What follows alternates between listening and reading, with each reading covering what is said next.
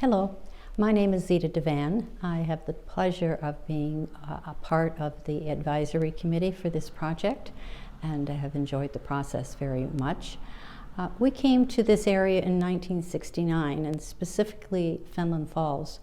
I came from Toronto, a suburb of Toronto with neatly rowed houses and lots of kids on the street, to Fenelon Falls with a population of 1,500 people back then.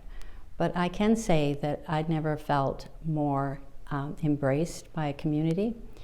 And I look back now and see that it was a very special time. 1969, Fenelon Falls was very much a community as far as the businessmen in the community and the stores that they operated, the hockey teams. Everyone was very, very close. You knew.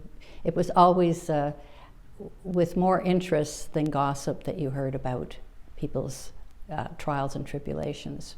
I remember my husband, and keep in mind, he worked at a men's store in Toronto that had tailored suits, and he had many, many of them, which we soon found out just didn't fit into Fenelon Falls' casual lifestyle. But I'd like to share with you just some of my memories of the good things of Fenelon Falls back then, and I'm sure there's many good things about it today.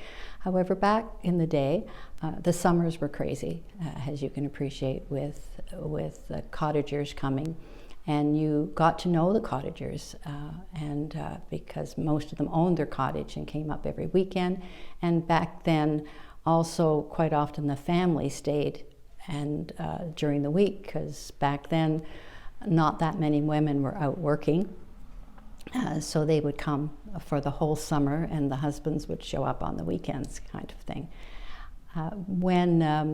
When winter came, how the town slowed down quite a bit, and I remember, because I was a victim of this tradition, the stores would close on Wednesday afternoon, and all the store owners, or most of the store owners, would go snowmobiling, and off they would go for the day, you know, and leaving the family behind to fend. But it was, my husband speaks about that so fondly, because it was getting to know the other business people on a different level, and real camaraderie, and it was very special. The other memory I have with Fenelon Falls is in the summertime, the Rotary Club would take care of the swimming for the kids. We had water all around us, so our children needed to know how to swim, and I would get up in the morning. I lived a very charmed life. Wake up in the morning and make breakfast and tidy up a bit and put some lunch in a basket, and off we would go to the beach, where one of my children might have a swimming lesson at 10 o'clock and the other one would have it at 11, and then we would have lunch and stay a little longer and then head back home. And all the mothers would sit on this big old log and watch our children have swimming lessons, and again get to know each other, share our day-to-day with them. And I see some of those people still on the street today, and you just don't say hello because we lived in Fenelon Falls. You had that connection, and it was a daily connection you had with them during the year. So Fenelon was, I love Fenelon. It was quite an amputation when I left, actually, because there's lots of things that just don't exist anymore in a small town for lots of reasons. We had a bakery, and Fotheringham's bakery, and we had a butcher shop that you walked in the door and there was still sawdust on the floor, and you knew everyone and everyone knew you, and it was quite a Hollywood scene, actually, but it was quite charming. I guess we stayed there 10 years, and closer to the 10 years, I had started working at Fleming College, and then my husband closed the business down, and we moved to Lindsay, where I continued working at the college and eventually got involved in volunteering, and those were the days that a lot of social needs were being identified and hopefully being met.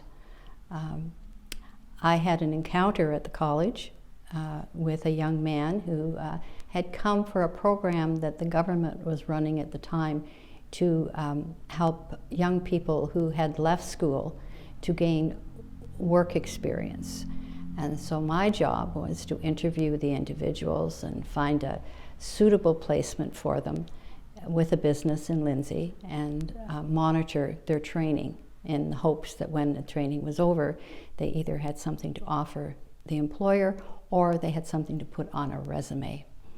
So it was this particular day, it was in the, I would say mid-80s, 85, 86, that I had a young man come in and filled out his application and said his address was 76 Pinto Street. Well, back then, everyone pretty well knew where all the streets were. And I looked at it and said, so where is Pinto Street?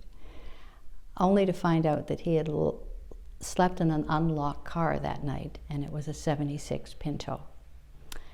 So certainly this young man was not my vision of a homeless person. He wasn't, didn't have a shopping cart, and there was,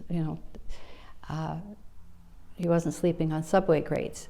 He looked like one of my teenagers at the time, so I was pretty rocked by this nice young man. How was I going to find him a job if he didn't have any place to live?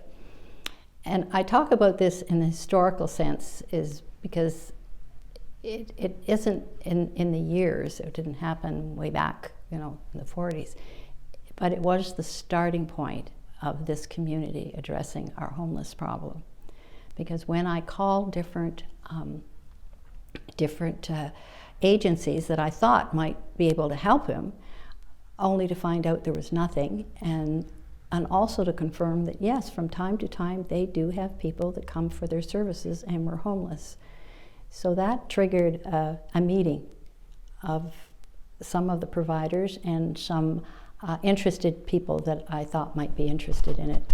And that, I booked the boardroom at Fleming College, so they are a peg in all of this. And then from then, we basically met at each other's kitchen table for quite a while.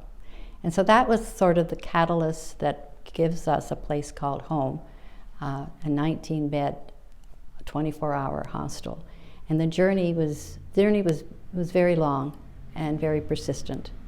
But this community did not let it go and did not let barriers stop them. So I think that kind of initiative is probably seen throughout history on how this community has stepped forward when a need has been addressed and awareness is being built. So I suppose in closing, I'd like to talk a little bit about my vision for the future, if I could paint it. Quite often I'm teased, like, make me queen for a day and this is what the world would look like.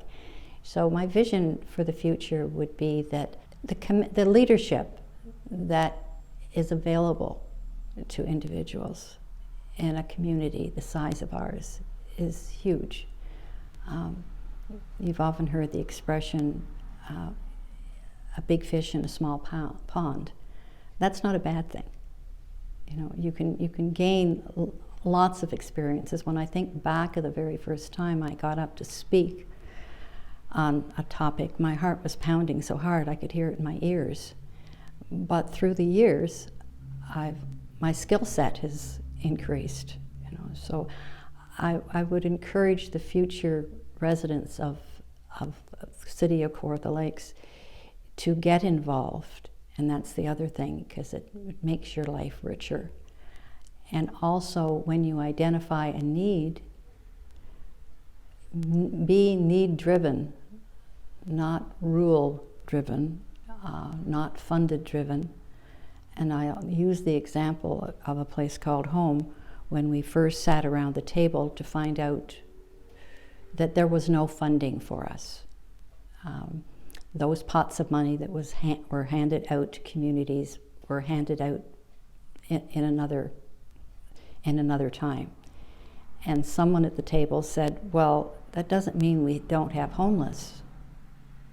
So we took a look at what we presently had, all the organizations that helped different people, and what they could provide for us, because they already had the funding, and how can we make this work?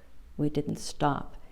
And when I tell the story to people, they think it's quite amazing, but I think the amazing part is of the size of our community. It's big enough to make a difference, and it's small enough to make things happen.